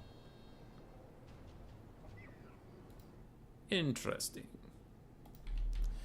On the other side for Bjorn and the Demons of Chaos, we have an Exalted Lord of Change of Tzeentch. Wow, that's spicy and new. Fleshhounds, Screamers, Blue Horrors, Pink Horrors, Blue Horrors, Pink Horrors abound. Some Nurglings, some more of those, and a Soul Grinder of Nurgle. Now, Bjorn was one of the original architects of the Salamander, the double Ancient Salamander kite for Lizards, so I know he's very good at playstyle. I don't think the Soul Grinder is going to be as good as those Salamanders. It has less ammunition and is a little less accurate than he is used to, but I know he's very good at the kite style. Good dodge there from Platy. Actually, it looks like 2 of those shots would have hit if he hadn't dodged. Instead, like half of 1 hit. It's pretty good stuff. The extra players in the tournament, they're allowed to double up, so faction can be chosen more than 2 or 3 times. Just 2 times. I just have like a house rule, just 2 times. So me and the other Skaven guy, Father Ramsey, I'll hit him up and we'll figure out who's playing Skaven and the other person will play something else. Yeah. And by someone else, we'll play something else. I'm in him. He's playing something else. I'm playing Skaven. Fuck him. Fuck that guy. Nah, I'll see. If Skaven's like his main, he doesn't play any other faction. I play almost every faction in the game, so I'll just pick something. But we'll figure it out. I would like to be the Skaven main. They're my favorite faction, and I love repping them. But if it's like, you know, if it's by far his best, then I want to give him the best chance he can to shine. I'm not going to make him like, not going to pressure him to take a faction he's like dog shit at. and just make an ass of himself in the faction war. That's just mean. Anyway, I've been rambling while these two armies are advancing. There's not a whole lot for me to be talking about right now. The Soul Grinder is trying to get some shots in. Nice sideways blue fire down the armored Kossars. But we are getting into range of the more archer-type units. The blue horrors fighting against armored Kossars and Kossars of spears. So a little bit more action is going to be coming in hot. Armored Kossars turning their backs to these blue horrors. Gonna take away their silver shields. They will be getting a bit more damage on themselves that way. I'm kind of surprised that the like all-ranged hybrid faction is not returning fire, or is it just really hard to see? That was a decent volley from the Ice Guard and then the Armored Kossars, but ooh, good Infernal Gateway right onto those expensive Ice Guard. It does not look like it was overcast, but it's still going to get a good amount of damage. Ooh, good counter from Platy, though. Nice Ciliax healing, just popping on by. Because big Vortex spells like this, they do a ton of damage, but look at the models. They took half the health off, but they didn't take half the models, so healing was really nice there to stop any models from dying. And with a ranged unit, that just means you have full DPS. A potential mistake here from Bjorn, landing right down on top of the Patriarch and Boris. I mean, Boris and Patriarch just ran up here, but they're going to beat his ass. Tor's Battle Hymn is popped, giving him 95 melee attack before you factor in bonus versus large. And the Exalted Lord Change was even enfeebling foe debuffed for a little bit there. He is taking a ton of damage. And Kislev's front line is holding very steadily against the demons right now, doing good work. And is this the end of the Exalted Lord Change? He's trying to get away with 63 speed, which is even worse on land. But Boris fucks up.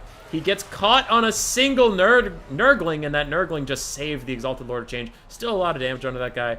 Great stuff for Kislev. I'm sure they're happy with it, but I bet they wanted a little bit more. Fleshhounds and Blue Horrors getting through the sidelines, but there's only more Kossars with spears waiting for them, and the Ice Guard are now beset by Screamers.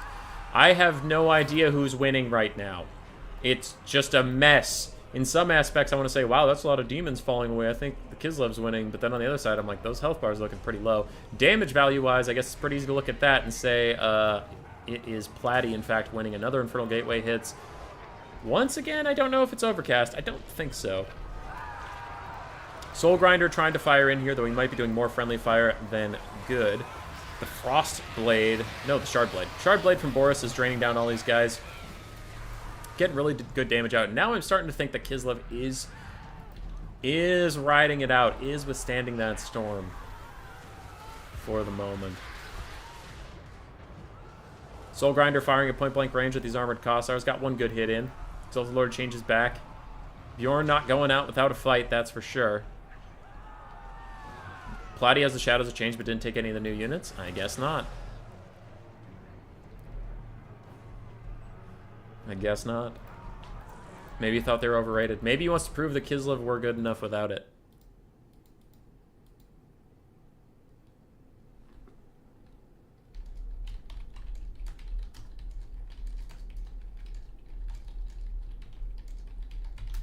Alright. Sorry. A player messaged me about this tournament, so I had to answer that question real fast. What did I miss? Some more demonic instability crumbling as we lose a Blue Horror and a Fleshhound. That Blue Horror is disintegrating really slowly. Anyway, some of the Kislev units, now their Bar Blood passives are getting popped, are able to be chased off by Screamers. The balance of power has stayed slightly in Kislev's favor, but oh, that is a nasty loss on those Screamers. Dude, Screamers' leadership is so crazy. Recently, Screamers have been fighting to the very end with no sign of ever giving up, and then that one just fucking dies at like 3/4 HP. What the fuck? As a beautiful blue fire goes down the side of those Kossars, does so much damage to them, and even manages to poke Ulrika a bit, but this is going to be a big loss for the demons. The Soul Grinder of Nurgle trying to get in there, trying to do a little bit of fighting, but this is just not his place to be as the Patriarch Boris and Ulrika all team up and take him down. The Exalted Lord Change is trying to come over, say something about it, but I don't know what he can do. Soul Grinder was crumbling for a moment. It stops, and with Boris pushed away, its leadership rallies a little bit before it starts to crumble yet again. And now, it looks like the Demons of Chaos will have more units in the late game. Most of Kislev is routing, but I don't know what can beat this single entity squad. As the Exalted Lord Change tries to get away, he is enfeebling foed, but he flies up into the sky, saving himself, and the Soul Grinder of Nurgle is somehow not dead. If this guy could turn around and get a couple blue fires onto Ulrika and get her dead, maybe his remnant forces can grind down Boris as he pops. Boris pops the Shard Blade right now. Exalted Lord of Change was trying to get a little bit of extra damage, but he may have gone too far into the cookie jar here. With only 50 speed in the air, it's even slower on the ground. And he just takes off! Alright, I guess nobody hit him for a while. That was kind of wild. But Demonic Instability Crumbling hits with army losses. And Platypus will be advancing, but if you like seeing Bjorn, don't you worry, my friends. He will be in the faction war as he has made the top 8. Very much congratulations to you, sir. Kislev advances. And JMG and Coolest played without the stream, so we will put public shame upon their souls.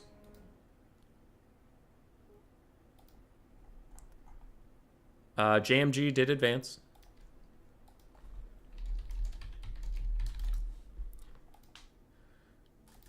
So we will miss one quarterfinal that did not follow instructions and will be publicly flogged.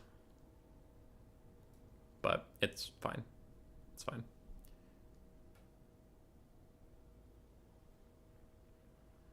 Just scrolling through the values before I pop over to the bracket. Good game, lads. Good game. Let's take a look at that bracket. It's my Skaven versus Platypus's Kislev. Blood Penguin's Empire versus JMG's Ogre Kingdoms. And I will see if Blood Penguin is ready.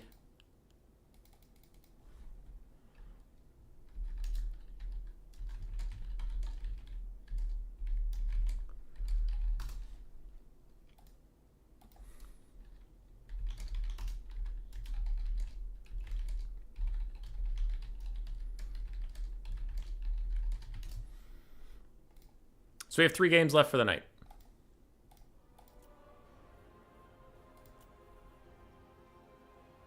There are 2 lobbies called Penguin. Both are on Blood Pine Woods. I don't know which to fight. Not fight, which to spectate. But he sent me a code, so that's easy. Ogre Kingdoms versus Empire. On Galbaraz. It's okay, Tim Lang. When does the actual faction war take place? That is a great question, actually. So with the blocker up, you can see it. Tomorrow, we will have the normal qualifier to get all of the non-black box spaces filled out. And then literally, as soon as I have all the qualifiers, I will fill out the bracket. Let me just pull that up. So literally, as soon as I have them, I will fill out the bracket. Here's an example of the spring bracket. Right? So this was what we did in spring. I will fill that out with the new names. Make sure everybody has a round 1 matchup that they enjoy. And as soon as I do that and people say, yep, I'm good with round 1, we start. And you play all of your rounds until the top 4. So the top 2 on each side, but top 4. As you're able over the course of hopefully 2 weeks, right? Because how many best of ones even is that? 1, 2, 3. All right, it's 3 best of ones over 2 weeks. Hopefully people can get that done. I hate hounding people about games, but sometimes you have to. And then we'll do top 4 live. Once I know who the top 4 is, I will talk to them about when they're available. And then we'll stream. We'll do 3 faction war streams. We'll do the right side, the left side, and then the top 4 live. So that's your answer to when is like as soon as the qualifier tomorrow is done.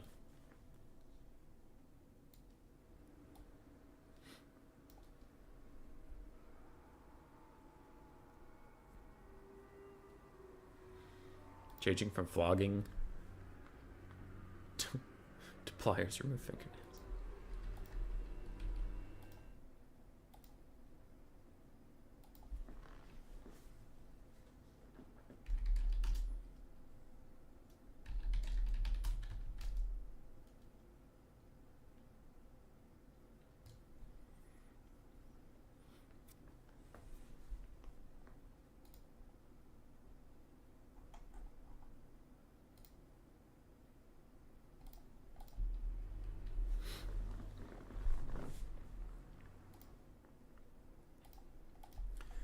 So, we are getting set up here. Oh my goodness, it's a steam tank.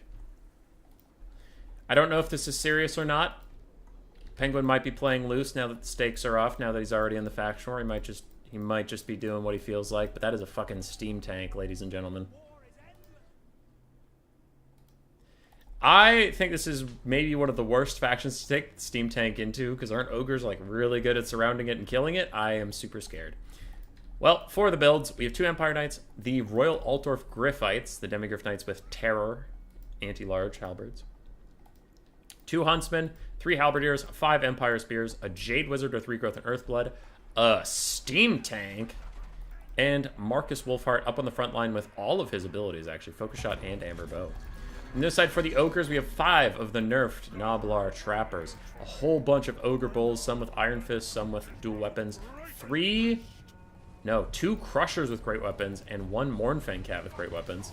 And the Slaughtermaster of the Great Maw, who just got Amber Bowed and then Focus Shotted. The Focus Shot's still coming, but it's gonna be lit. Never mind, he had to cancel it. Yeah, he had to cancel it. My stream is behind. I took the blocker down, right? Yeah, good. So Crushers with great weapons actually didn't get nerfed. Only the ROR Crusher did, so they're still the Crushers you remembered. We'll see how they go. Spearmen fighting the Noblar Trappers. Ogres piling in now that Charge Reflection is gone. The Empire front line is taking a lot of damage. Already faltering, already thinking about running. Meanwhile, the Halberdiers have moved up to support if they are needed, and it looks like our cavalry is going to get in a juicy charge while the Huntsmen take their day out on the Ogre Bulls.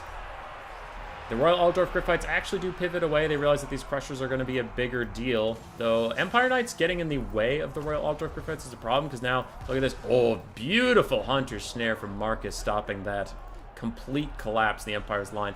Now these Ogre Bulls are trapped in Halberdiers, though it looks like the Halberdiers are still taking so much damage that won't even matter. The Royal Altdorf Griffites are here now. They will fight the Crushers. And who's getting the heal right now? It's actually hard to tell.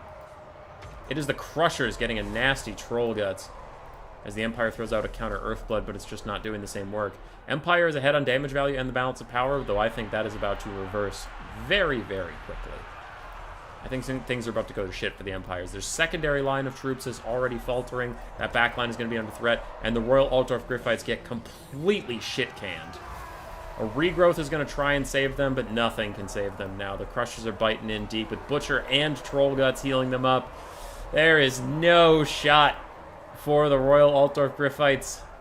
Huntsman also getting pushed back. The Steam Tank is out here fighting all alone. The bounce power is shifting closer and closer to the Ogre's favor, and I could not agree more, my friends. I could not agree more, as it's mass exodus. The damage value has been equalized. And I think that is GG. As the Steam Tank got an impressive 800 value. Impressive.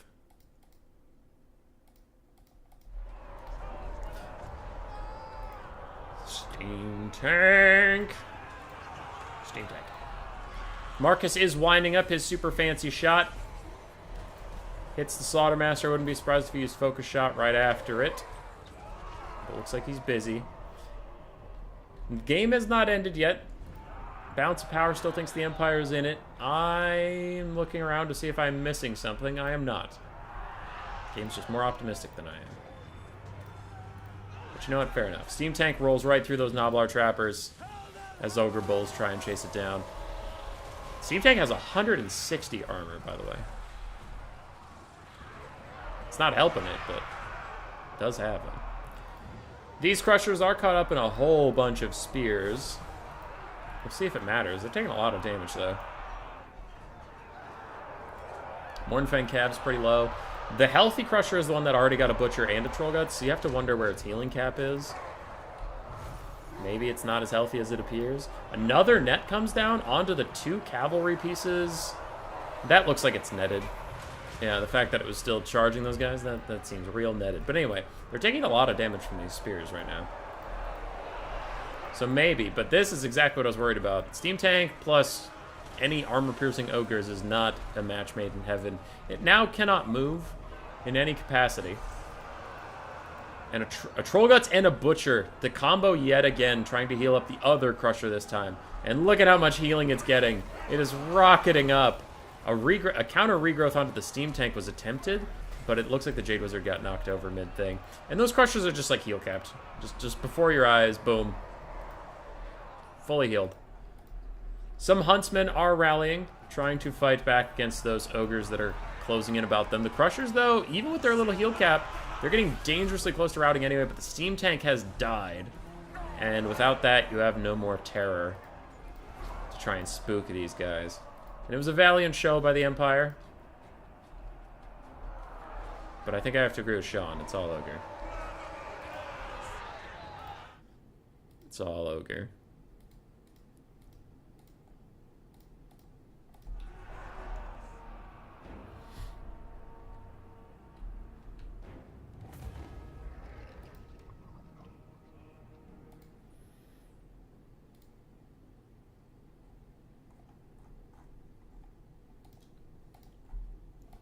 All right, for JMG and his Ogres, Crusher's got pretty good value, especially that one. 2,600 on that Crusher.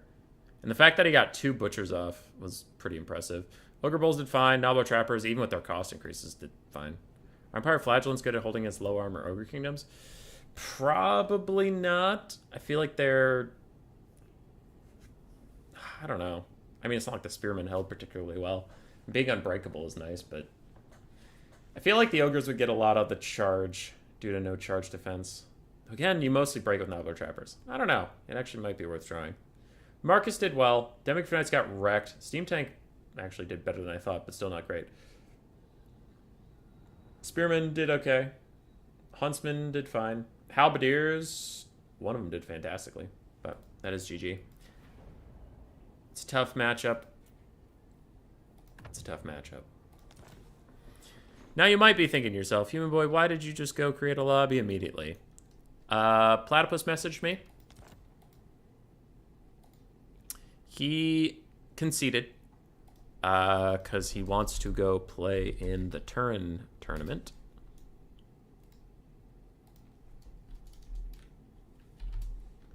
The Turin Domination Tournament. And I get that. I do get that. So this is the finals. Skaven versus Ogre Kingdoms. Not a good matchup for ye old Skaven. But I'll give it a go. A rat's always got his schemes.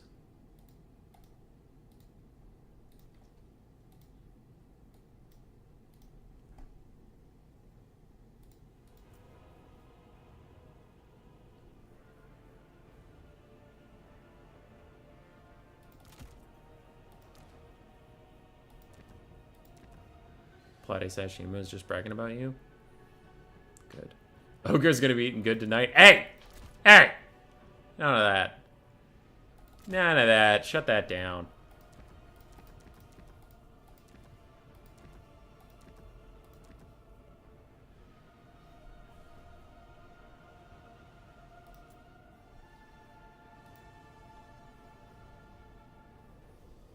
Okay.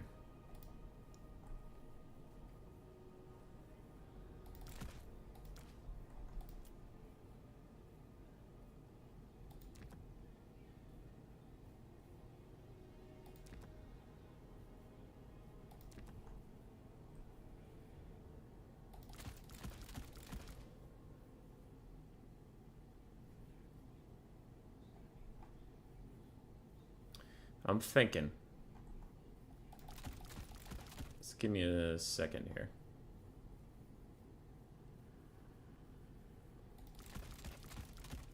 I'm thinking, I'm stinking, I'm winking.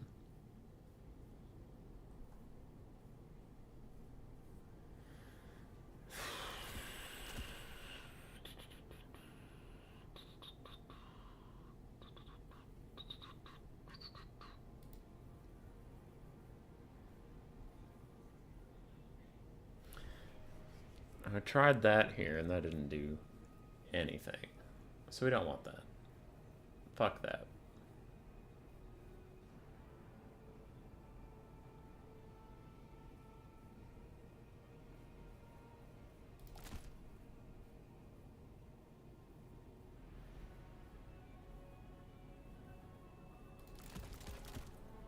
Honestly,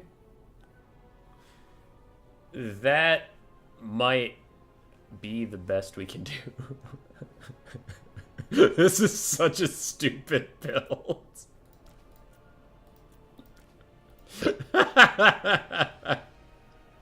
Alright.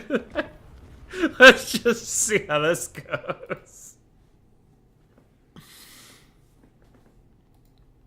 This is gonna be really funny. I think I've already lost, but this is gonna be really funny.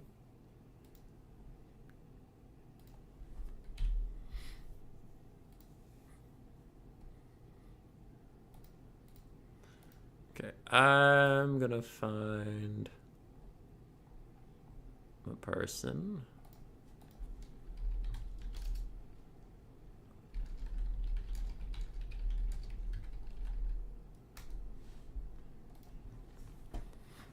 What we have, ladies and gentlemen, is the pointy stick build of Legend. I know it takes a lot of brain power to think of this build, but oh boy, I did. We have 4 Skaven Slave Slingers, just for a bit of slinging, and then we have a front line of Clan Rat Spears for a little bit of clan ratting, and then we have 4 Eshin Triads, and we have 3 Storm Vermin Halberds. I think that's appropriate. I think this is an appropriate level of things. Yeah, 4 Eshin Triads. It's gonna be Pog. It's gonna be Pog. All right, and then we have the Warp Grinders for a net to hold things in place. We have Gorich for some dueling against large targets, and we have Foot Ikit Claw with his anti-large armor piercing, and he's a foot character, which ogres are not really good at killing foot characters, and he has Fudsing Ruin, and he also has Disc Burnt on his thing. This is gonna be fine.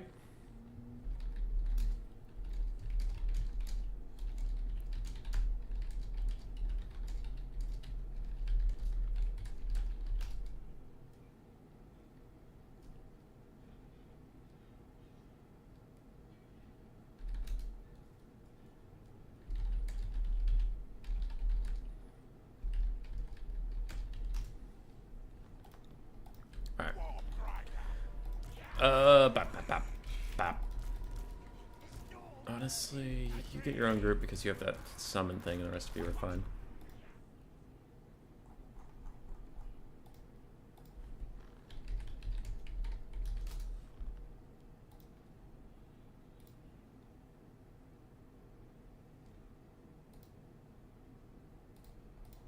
It get flamethrower on foot time? Yeah, because on his Doom Wheel, you saw what happened to the Steam Tank? That's pretty much his Doom Wheel.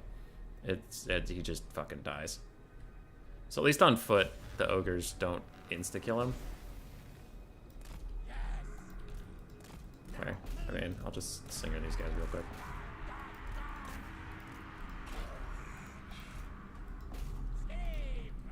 Okay, we're getting roughly what we expected.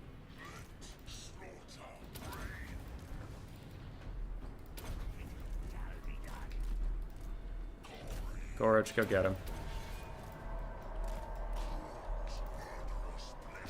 Okay. Now we will have our Triads advance.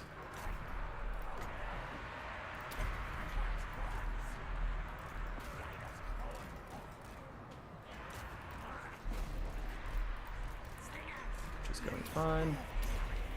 I'll let these guys in place. You do need to move away. Sabertusk packs are coming here. More Sabertusk packs are over there. Charging up my thingy. That man just charged straight through all my Triads. Like a jerk. Okay, I don't even close to have enough for overcasted Flensing Ruin just yet. Gorich, fuck him. Just go after the Slaughtermaster. They're busy trying to kill my decoy, so that's actually kind of funny.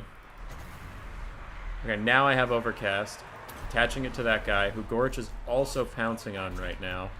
And we might just take that guy out, which would be pretty cool. Right, I have a bunch of Skaven routing. Someone is back. Go fight that Ogre Bull. You come with me. We are sniping his Lord right now. But it looks like the happy times are over. Because that guy is about to get away. I'm netting those guys so they can't move for a second while Gorich deals with this.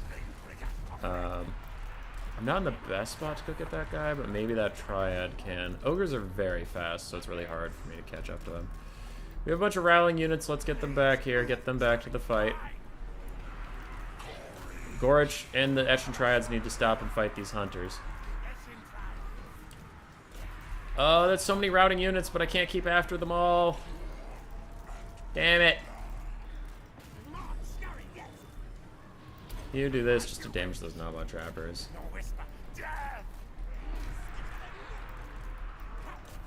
Some of you go help with that.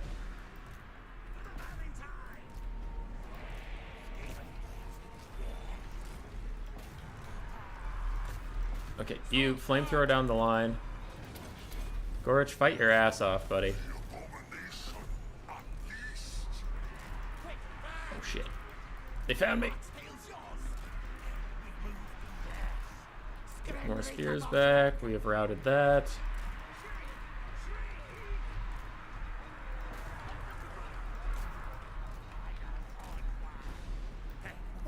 We're doing our fucking damnedest over here. Net that annoying hunter in place so he just leaves me alone for a little bit. Oh, okay, I guess he was out of range and I just didn't know it. Weird.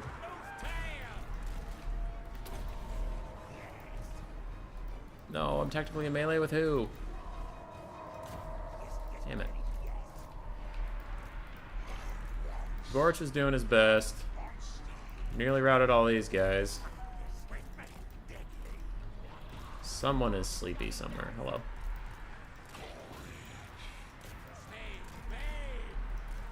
Gorich, try and run?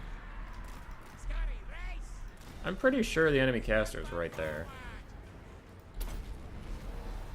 I don't have enough for an overcast, but I do need to hit him right now while he's potentially low enough to just route. Which would be pretty cool for me.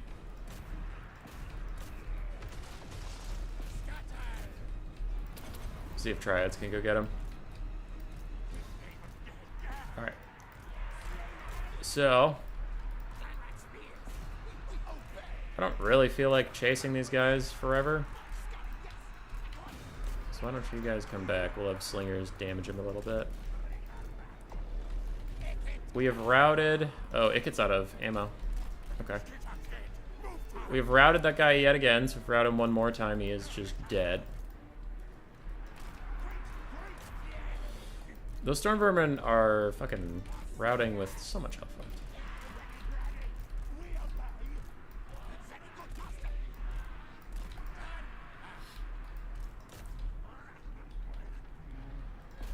Alright, he is heal capped almost that hunter.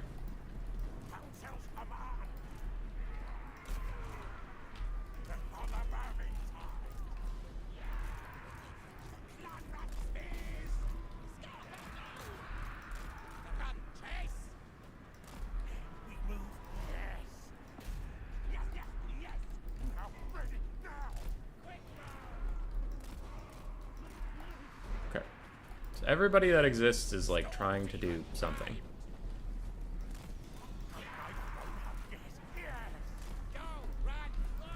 It gets falling back.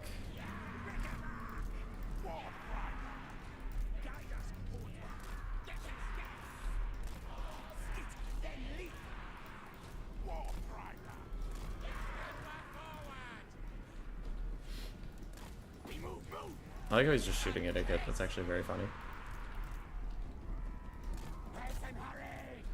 I low-key kind of love it. Right. All of my spear infantry are now getting grouped into two, so I can get to you easier. Another heal onto that fucking hunter.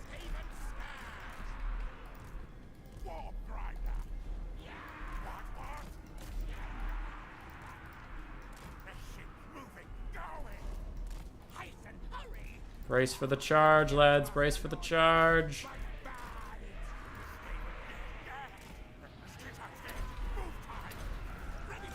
Alright, net that bitch.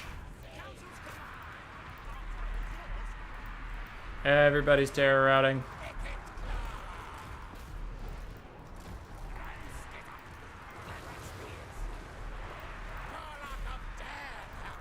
Everybody's terror routing.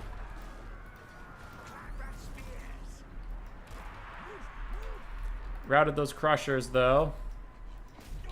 Full health fucking hunter. Still don't know how we're going to deal with that one, exactly. It's looking increasingly suspect that we can't deal with that one.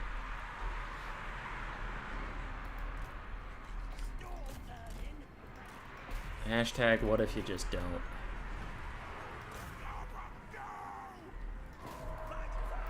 Still trying to kill this one Sabertusk pack. Ladies and gentlemen, you might be witnessing firsthand why this is considered Skaven's worst matchup right now. Is large healing single entities are really strong. They're really strong against Skaven particularly, and ogres are pretty good at healing those things. Yeah, pretty good at that. Those fuckers. Kill those ogre bowls.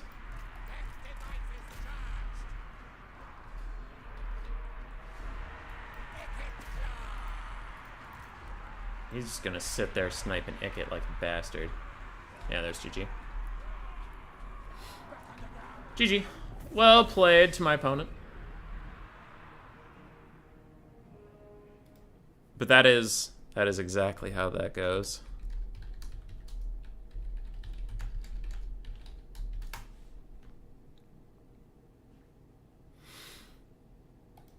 Yar. Gorich did great. Eshin Triads did not do very well. The problem with Eshin Triads versus Ogres, I mean, like, you have to do something, right? The problem with Eshin Triads versus Ogres is if they're braced, they still just get slaughtered because of the mass difference. So if Ogre Bulls charge into them, that's why I tried to let the Clan Rats take the charge and then run the Eshin Triads in after. But as we can see, they clearly didn't get their value back anyway. So it's brutal. Flensing Ruin did also not get a lot of value, which sucks. So, yeah. Hunters did fantastically. There's just not a lot I could do about that. Ogre Bulls, all about paid for themselves-ish. Noblar Trappers still doing the work of the gods post-nerf, so they're still a plenty good unit, even after the nerfs. Yeah, that's just GG. That is just GG. So let's take a look-see over here at our bracket.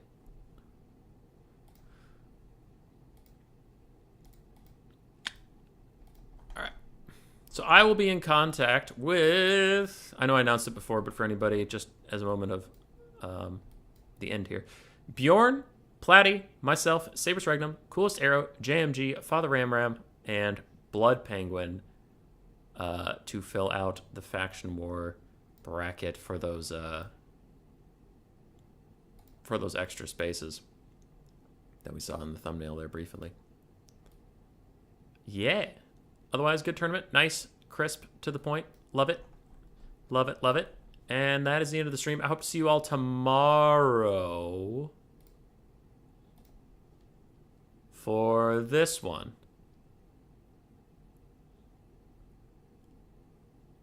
This Faction War Qualifier 2 starts at 11 a.m. my time. It's 9 p.m. now. So 12, whatever time it is for you, 12 hours plus 2, and you're there. So 14 hours from now, we'll be streaming that Faction War Qualifier. All right. Thanks for the games, everybody who played today. It was some good ones. Some real good ones. I don't think we had any stinkers. Did we have any stinkers? No. No, they were good.